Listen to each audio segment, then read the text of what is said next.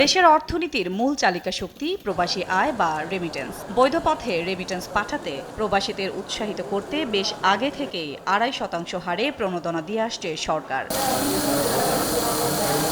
সরকারের পক্ষ হয়ে বরাবরই ব্যাংকগুলো এই প্রণোদনা দিয়ে থাকে, আর বাংলাদেশ ব্যাংকের মাধ্যমে সেই অর্থ পরিশোধ করে সরকার। তবে এবার ঘটেছে ভিন্ন ঘটনা। ৫ মাসেরও বেশি সময় ধরে এই অর্থ পরিশোধ করতে পারছে না সরকার।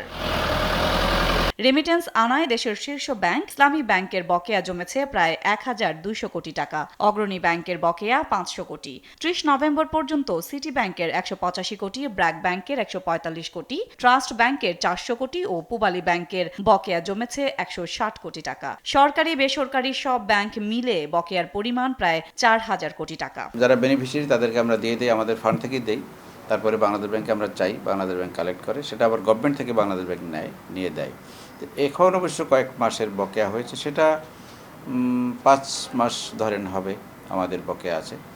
পরিমাণটা হয়তো ১২০০ কোটির কাছাকাছি হবে। এখনও ৫০০ কোটি টাকা বাকি আছে। এটা আমরা আলোচনা করেছি বাংলাদেশ ব্যাংকের সাথে। তারা বলেছেন যে এটা আমরা মন্ত্রণালয় থেকে ছাড় না পাইলে এটা দিতে পারছি না, এই জন্য আমাদের খুব বিলম্ব হচ্ছে। তারা বলছেন, বকেয়া দীর্ঘমেয়াদী হলে ক্ষতিগ্রস্ত হবে ব্যাংক খাত, বাড়বে তারল্য সংকট।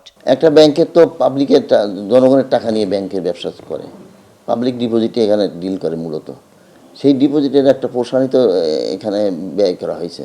সেটা যদি আমরা প্রপারলি ব্যাংকের ব্যবহারের জন্য আনতে না পারি, তাহলে সেটা একটা স্টক আপ হয়ে থাকে এবং সেখানে ব্যাংকের তো একটা খাতের বিনিয়োগের থেকে ওই টাকাটা তো অলসভাবে আটকে থাকে। আর দ্রুতই এই সমস্যার সমাধান হবে বলে আশাবাদী কেন্দ্রীয় ব্যাংক। ব্যাংক একটু পেতে বিলম্ব হচ্ছে, যেহেতু সরকারি পর্যায় থেকে এই টাকাগুলো আসতে একটু বিলম্ব হচ্ছে। উনি সরকার এই টাকাটা দেবেন এই পারপাসে, তখনই এই টাকাটা ডিস্ট্রিবিউট করবে। শীর্ষস্থানীয় ব্যাংকগুলো এ চাপ সামলে নিতে পারলেও মাঝারি বা দুর্বল ব্যাংকগুলো তারল্য সংকটে পড়ছে বলে জানান সংশ্লিষ্টরা।